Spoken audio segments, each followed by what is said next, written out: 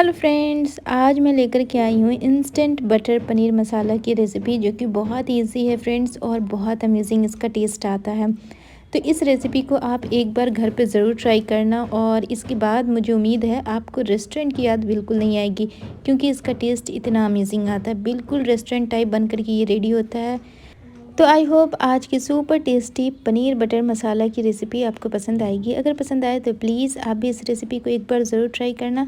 तो चलो बिना देर किए हुए आज की सुपर टेस्टी रेसिपी को हम शुरू करते हैं। तो इसे बनाने के लिए हमने लिया है 3 छोटे साइज़ की प्याज, 2 मीडियम साइज़ का टमाटर और 5 से 6 हरी मिर्च। तो फ्रेंड्स, अगर आप मीडियम साइज़ के प्याज का यूज़ करना चाहो तो वो भी कर सकते हो, लेकिन वो आप 2 पीस लेना। तो देखिए यहाँ पे टमाटर को हमने रफली काट लिया है और इसे मैंने डाल दिया एक मिक्सी के जार के अंदर। साथ ही में मैं 5 हरी मिर्च यहाँ पे ऐड कर देती हूँ।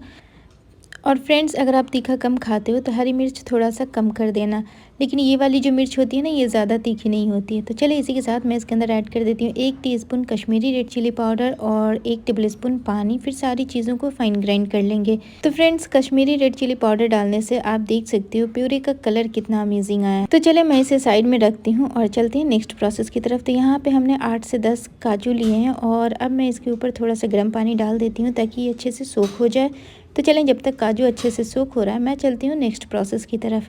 तो यहाँ पे हमने लिया है एक पैन और देखिए यहाँ पे पैन अच्छे से गर्म हो गया था। तब मैंने इसके अंदर 2 टेबलस्पून कुकिंग ऑयल ऐड किया है और साथ ही में डाल दिया है 1 काली इलायची, 1 इंच का दालचीनी का टुकड़ा, 4 हरी इलायची, 1 तेज़पत्ता और 1 टीस्पून ज़ीरा ऐड कर दिया है।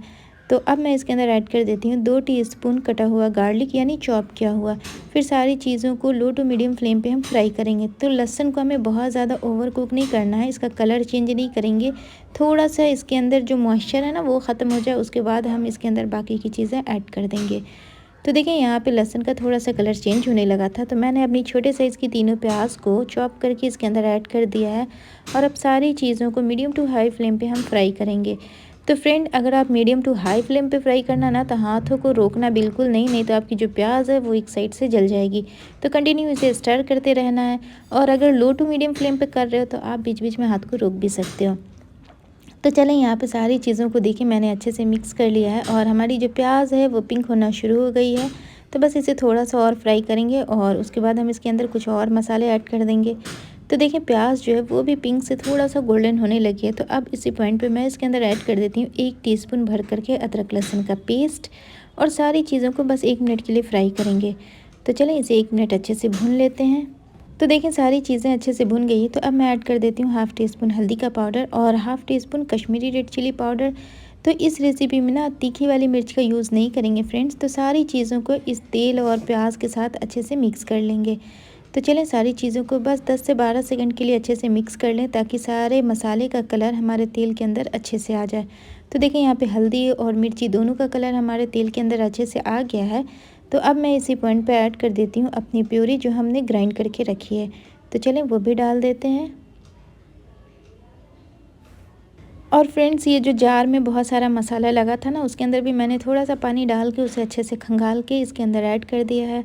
तो इस पॉइंट पे गैस की फ्लेम को थोड़ा सा हाई कर देंगे ताकि इसमें एक अच्छा सा बॉईल आ जाए। तो चलें सारी चीज़ें तो मैंने डाल दी है और अच्छे से मिक्स भी कर लिया। तो अब मैं इसके अंदर ऐड कर देती हूँ नमक। तो यहाँ पे मैं हाफ़ टी स्पून से थोड़ा सा ज़्यादा और 1 टीस्पून से थोड़ा सा कम नमक ऐड कर रही हूँ, क्योंकि फ्रेंड्स पनीर में अगर थोड़ा सा भी नमक तेज़ हो गया ना तो फिर वो पनीर खाने लायक नहीं रहती है। तो देखिए यहाँ पे इसमें अच्छा सा बॉईल भी आ गया। तो अब मैं इसे ढक देती हूँ एक लिड से और लो टू मीडियम फ्लेम पे हम इसे 4 से 5 मिनट के लिए कुक करेंगे ताकि जो टमाटर है वो अच्छे से कुक हो जाए। तो फ्रेंड्स, टमाटर को पकना किसी भी ग्रेवी के लिए बहुत ज़रूरी होता है। अगर टमाटर कच्चा रह गया या उसके अंदर स्मेल रह गई तो आप कितने भी अच्छे से खाना क्यों ना बनाओ, उसका पूरा टेस्ट बिगड़ जाता है। तो देखिए यहाँ पे मैंने इसे 4 से 5 मिनट बहुत अच्छे से पका लिया है और टमाटर जो है वो अच्छे से पक गया है। तो देखिए अभी इसके अंदर थोड़ा सा पानी है, तो मैंने गैस की फ्लेम को मीडियम कर दिया और मीडियम फ्लेम पे हम इसे थोड़ा सा फ्राई कर लेंगे। और ये जो तेज पत्ता था ना, ये बीच में बहुत ज़्यादा घूम रहा था, तो मैंने इसे निकाल दिया है क्योंकि इसका फ्लेवर तो आ गया है इसके अंदर। तो चलिए अब इसके अंदर ऐड कर देती हूँ हाफ़ टी स्पून धनिया का पाउडर और हाफ़ टी स्पून कुटा भुना ज़ीरा और दोनों चीज़ों को अच्छे से मिक्स कर लेंगे।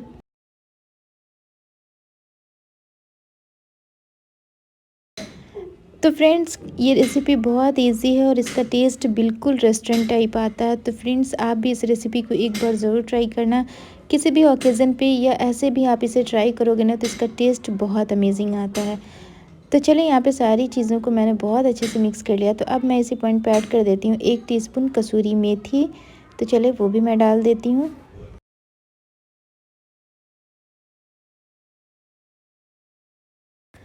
और कसूरी मेथी डाल के भी मैं इसे अच्छे से मिक्स कर लेती हूँ।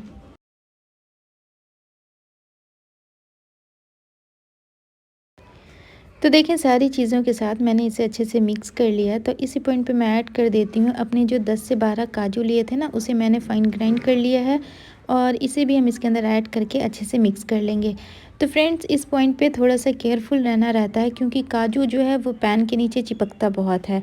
तो आप ना हाथों को कंटिन्यू स्टर करते रहना और इसे रोकना नहीं है, नहीं तो जो काजू है वो बहुत जल्दी चिपकते हैं। तो देखिए यहाँ पे काजू को भी मैंने बहुत अच्छे से मिक्स कर दिया है और अब मैं गैस की फ्लेम को लो कर देती हूँ और लो फ्लेम पे इसे ढक करके बस 2 से 3 मिनट के लिए कुक कर लेती हूँ ताकि ये जो काजू है ये भी टमाटर और प्याज के साथ अच्छे से कुक हो जाए। तो यहाँ पे आप देख सकते हो 2 से 3 मिनट हुए हैं और ऑयल जो है वो भी सेपरेट हो गया है और हमारा मसाला जो है वो भी बहुत अच्छे से भुन गया है। तो चलें सारे मसाले को एक बार अच्छे से मिक्स कर लेते हैं। तो यहाँ पे सारी चीज़ें अच्छे से मिक्स हो गई है फ्रेंड्स। तो अब मैं इसकी ग्रेवी को एडजस्ट कर देती हूँ। तो यहाँ पे मैं डाल रही हूँ हाफ़ ग्लास पानी यानी 100 ml पानी और पानी डाल के सारी चीज़ों को अच्छे से मिक्स करेंगे। और इस पॉइंट पे मैंने गैस की फ्लेम को हाई कर दिया ताकि इसमें एक अच्छा सा बॉईल आ जाए। तो देखिए फ्रेंड्स इसमें बॉईल आने लगा तो मैंने हाफ़ टी स्पून गरम मसाला पाउडर ऐड कर दिया और फिर से सारी चीज़ों को मिक्स कर दिया है। तो चलिए अब इस ग्रेवी को मैं थोड़ी देर लो फ्लेम पे कुक होने देती हूँ। तो चलिए मैं इसे शिफ्ट कर देती हूँ दूसरे बर्नल पे और चलती हूँ नेक्स्ट प्रोसेस की तरफ। तो फ्रेंड्स नेक्स्ट प्रोसेस में मैंने लिया एक पैन, इसके अंदर डाला 3 टीस्पून बटर और फटाफट से इसे मेल्ट होने देंगे। तो बटर जैसे ही मेल्ट हो गया तब मैंने इसके अंदर ऐड किया है 200 ग्राम पनीर। तो यहाँ पे मैंने होममेड पनीर लिया है और अब मैं इसके ऊपर ऐड कर दे रही हूँ 1 चुटकी हल्दी का पाउडर, 1 चुटकी कश्मीरी रेड चिली पाउडर और 1 चुटकी नमक। फिर सारी चीज़ों को मैंने थोड़ी देर के लिए फ्राई किया। तो गैस की फ्लेम को मीडियम रखा है और मीडियम फ्लेम पे मैंने बस इसे 1 मिनट के लिए फ्राई किया है। तो इसे बहुत ज़्यादा फ्राई नहीं करना है। तो फ्रेंड पनीर के अंदर हमें बहुत ज़्यादा कलर नहीं चाहिए, बस इसे 1 मिनट के लिए आप फ्राई कर लें इस तरह से अलट पलट करके और उसके बाद हम इसे ट्रांसफ़र कर देंगे अपनी ग्रेवी के अंदर। तो चलिए अब हम डाल देते हैं ग्रेवी के अंदर इसे। तो यहाँ पे आप देख सकते हो पनीर का कलर भी बहुत अच्छा हो गया है। तो ये जो बचा हुआ बटर है ना अपने पैन के अंदर, इसे मैं इसके अंदर ऐड कर देती हूँ, यानी बटर का पूरा फ्लेवर हमारी ग्रेवी के अंदर भी आ जाए। तो चलिए इसे इसके अंदर ऐड कर देते हैं और सारी चीज़ों को थोड़ा सा मिक्स कर लेते हैं। तो यहाँ पे सारी चीज़ों को मिक्स कर लिया है। तो अब मैं इसके अंदर ऐड कर देती हूँ बीट किया हुआ क्रीम। तो यहाँ पे मैंने 3 टेबल स्पून क्रीम लिया था। ये जो दूध के ऊपर मलाई जमती है ना, ये बस वही क्रीम है। तो इसे डालने के बाद हल्के हाथ हम इसे मिक्स करेंगे और सारी चीज़ों को बस 3 मिनट के लिए कुक करेंगे। तो आप घड़ी देख के इसे 3 मिनट के लिए कुक कर लेना, इससे ज़्यादा हम इसे कुक नहीं करेंगे। अगर हम पनीर को ज़्यादा कुक कर देंगे तो पनीर हमारी चिट्टी हो जाएगी। तो चलिए गैस की फ्लेम को बिल्कुल लो कर देते हैं और लो फ्लेम पर हम इसे ढक करके बस 2 से 3 मिनट के लिए कुक कर लेते हैं।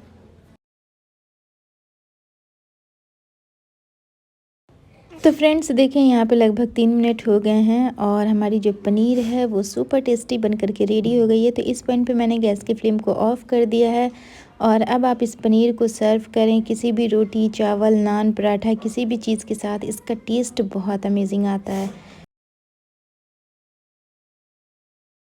तो चलें आज की super tasty instant paneer butter masala को हम डिश आउट कर लेते हैं फ्रेंड्स। तो फ्रेंड्स आई होप आज की सुपर टेस्टी रेसिपी आपको पसंद आई होगी। अगर पसंद आई है तो प्लीज़ लाइक करें, कमेंट करें और हमारे चैनल को सब्सक्राइब करें। वीडियो देखने के लिए थैंक यू सो मच।